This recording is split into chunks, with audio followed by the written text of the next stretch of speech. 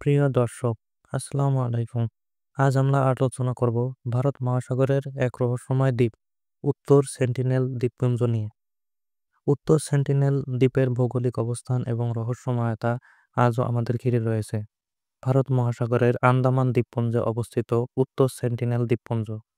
এই দ্বীপের মূল ভূখণ্ডটি প্রায় 72 বর্গ কিলোমিটার জুড়ে অবস্থিত। যদিও এটি ভারতের অংশ, তবুও ভারতীয় সরকার এবং আদিবাসীদের মধ্যে কোনো যোগাযোগ নেই। এর পেছনে রয়েছে এক অদ্ভুত ইতিহাস। এই দ্বীপের আদিবাসীরা হলেন সেন্টিনেলিজ উপজাতি। তাদের সংখ্যা প্রায় আনুমানিক 50 থেকে 150 জনের মধ্যে হয়ে থাকে। তারা পৃথিবীর অন্যতম বিচ্ছিন্ন এবং প্রাচীনতম মানব গোষ্ঠী। হাজার হাজার বছর ধরে তারা বাইরের জগতের সঙ্গে কোনোরূপ সম্পর্ক স্থাপন করেননি। তারা বাইরের জগৎ এবং আমাদের আধুনিক জগৎ সম্পর্কে কোনো ধ্যান ধারণাই তারা পোষণ করেন না। তাদের জীবনযাত্রা এবং ভাষা আজও আমাদের কাছে অজানা। সেন্টিনেলিজ উপজাতি এবং তাদের প্রতিরোধের ইতিহাস বহু বিস্তীর্ণ। সেন্টিনেলিজরা তাদের ভূমিকে বাইরের মানুষের হাত থেকে রক্ষা করতে বরাবরই কঠোর মনোভাব পোষণ করেছে। কোনো বহিরাগত এই দ্বীপে পা রাখলেই তারা আক্রমণাত্মক হয়ে ওঠে। তীর, ধনুক এবং অন্যান্য প্রথাগত অস্ত্র দিয়ে তারা নিজেদের সুরক্ষা করে।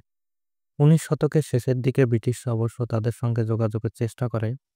যখন 2004 সালে সুনামি আঘাত হানে, ভারত সরকার হেলিকপ্টার দিয়ে ত্রাণ সামগ্রী পাঠানোর চেষ্টা করে।